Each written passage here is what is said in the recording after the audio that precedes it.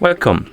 In front of me I have Polar Vantage V3 and I'm gonna show you how to turn on and how to turn off the vibrations on this watch. First we need to wake up the screen on our watch, and you can do it by pressing any of the buttons. After you wake up the screen, press the back button right here to open the menu. Now scroll through the menu by swiping on the screen, find the settings icon, and once you find it, tap on it to enter the settings.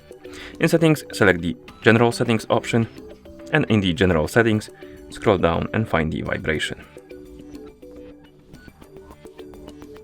Or vibrations, my bad. Once you find it, tap on it. And here we have two status options. We have on and off. If you want the vibrations to be enabled, select on, and if you want them to be disabled, of course, you can select off.